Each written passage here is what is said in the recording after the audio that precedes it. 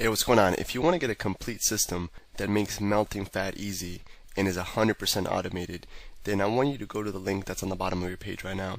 YouTube doesn't let me make that link clickable, so you're actually gonna have to type it into your browser, or I also put the copy of the link in the description so you can click on that or type it into your browser. Alright, for now, enjoy the video, and after you're done with this video, make sure to go to that link to get a complete fat melting system.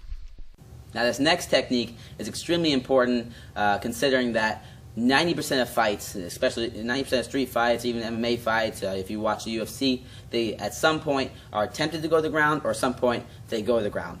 And right now you've learned some striking, you learned your jab, your cross, your uppercuts, you learned where to hit somebody, you're becoming a professional striker, and that's great, you know. But if you can't defend a takedown, somebody takes you down, now you're in trouble. Now you're in their world. So we want to learn how to stop takedowns so we can keep it on standing, sort of like a Chuck Liddell. If you've ever seen Chuck Liddell, UFC Hall of Famer, he was a really good wrestler. He knew jiu-jitsu, but his top thing was striking. He was an amazing striker who good at knocking people out.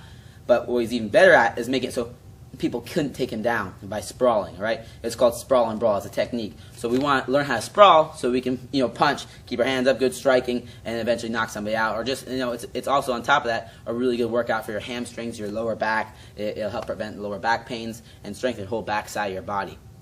So normally somebody, when they try to take you down, Angela's going to do a basic kind of thing. She just tries to attack my legs, right? So when they grab your legs, she grabs my legs, boom, we grab our legs. We want to get our legs back, so that's why we use our sprawl, okay? I'm going to demonstrate. She goes to attack me now. She's pushing forward. I want to kick my legs back, put all my weight on her, and blah, blah, and it's going to flatten her out. See how she flattens out now? She's dead, all right? I keep my hips back. I push back, and I circle, all right? So I'm going to demonstrate without Angela, so I don't have to beat her up that bad.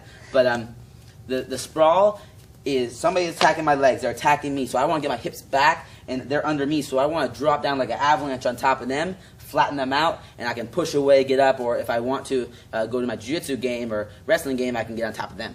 Hey, what's going on? If you're enjoying the video so far, do me a huge favor and click on the like button below. You'll get your good deed for the day out of the way. It helps me out a lot. Also, go ahead and subscribe and leave a comment. Something as simple as good video or I enjoyed the video. It really helps me out with YouTube. Alright, here's the rest of the video. We're going to learn that later. So the sprawl, I put my hands where my feet were. My hips go to the ground because I'm trying to get my hips away from them. My chest stays up. So it's going to look like this. Hands where my feet were. My feet are there. My hands are going right there. My hips are laying flat to the ground. My chest is up. I'm looking up. And my feet are laces down. That meaning I don't want to drive my feet into the ground like so and keep my hips down, because if they push into me, my feet are going to act like planning, and it's going to allow them to get back under me. I want to have my laces down, so if they push, I slide. Okay? So we sprawl with laces down.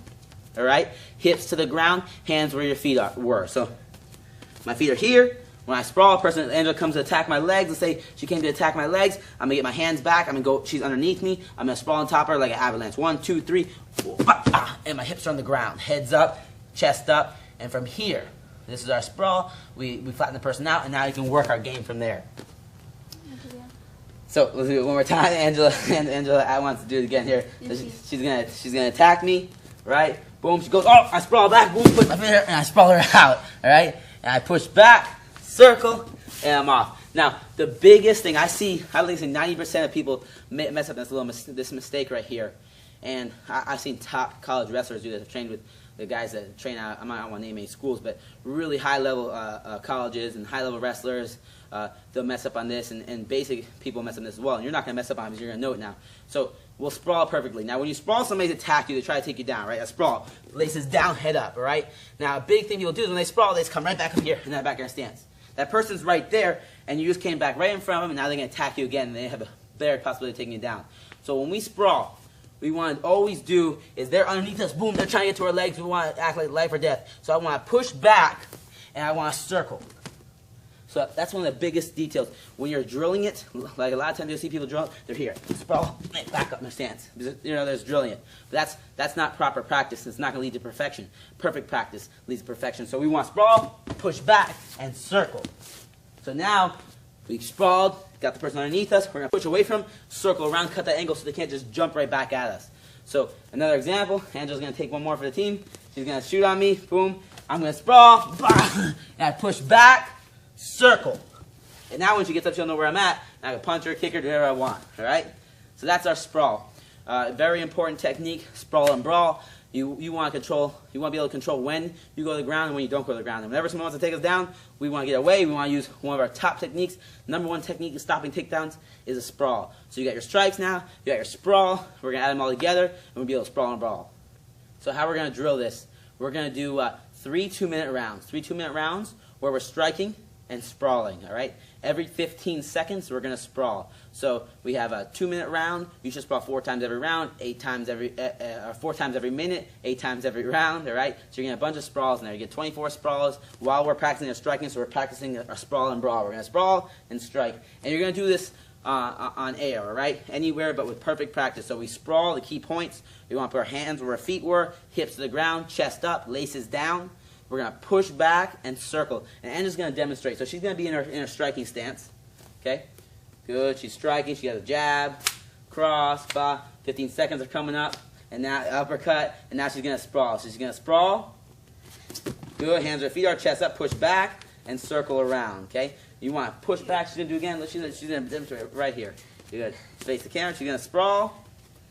Right here. Now she's going to push back on her knees, go on her knees, push back on her knees. Good. Now she's going to circle around. Good. And circle, circle, circle. So you're going to do that every 15 seconds. We're putting everything together now. We have our strikes now. We're mixing up our jab, our cross, our uppercuts, our hooks. We're putting our combinations together. And now we're going to add our sprawls in there. Every 15 seconds we're going to practice on sprawling. I sprawl, push back, circle, jab, jab, cross. And again, it's at your own pace. As you get more fluid with it, you build that myelin, you're going to go faster and faster and be able to go harder and harder. All right? There's a perfect drill for this exercise, sprawling and brawling, practicing on your sprawl. So a strengthening exercise for our sprawls, we're going to demonstrate, we're going to use a medicine ball for this. Angela's going to demonstrate the first sprawls. We need to really strengthen our backside, our hamstrings. That's help us push back our lower back so we can arch. It's all our backside where we're hipping into them, right? We're using our core and our legs. So what Angela's going to do, just to practice these sprawls and get more explosive with the sprawls and build up your hips, because hips are one of the most important things in striking, in wrestling, and jiu-jitsu, all right? So this is just strictly for strengthening. It's not exactly for technique because we're not going to be pushing back and circling. What we're going to do, Angela's going to put her hands on the ball. We're going to kick back, sag our hips, okay? From here, we're going to jump our feet up by the ball with the same motion, up and slam. Good. Catch it, sprawl, up, slam, okay? It's a really, really good core workout. We're working everything. We're working our arms, our legs, and we're just focusing on getting more explosive hips so we can stop those takedowns and keep it on the feet if we want to. So Angela's going to demonstrate. She's going to put her hand, she's going to sprawl back, hips to the ground. Good. Oh, it's good. Her retreat's good. Do it again. She'll do it again. She's going to sprawl back, hips to the ground. She's going to jump her feet up, grab the ball, pick it up, and slam. Good. Catch it, and she's doing it again. Back up. Boom. Good. And she's going to do 20 of these. Well, she's not going to do 20 now. You're going to do 20 of these. And you get 20 of these with a 1-minute break. Right? You want to do about 5 rounds. If 5 is a little bit too much, start at 2, work to 3. But eventually you want to get to 5 rounds where you can pump these out really quick in about 50 seconds to under a minute. And then you get a minute break. You're going to do it again. So we get that interval training going, and we strengthen up that whole backside of our body, get that core working, and we get explosive hips so we can get more. We can get harder punches, faster punches, stronger punches. Hey, real quick, one more thing before you go. I want to make sure you know that there is no correlation between how hard you work and how much fat you melt or how much muscle you build. All right? There's enough science, enough data out there that there's absolutely no correlation between hard work and results. All right? There's a difference between movement and achievement. All right? If you want to learn my best tips, what I call the 5% hacks that allow you to get maximum results, maximum fat loss, maximum lean muscle gain, I want you to go to the link that's on the bottom of this page, or you can click on the link in the description.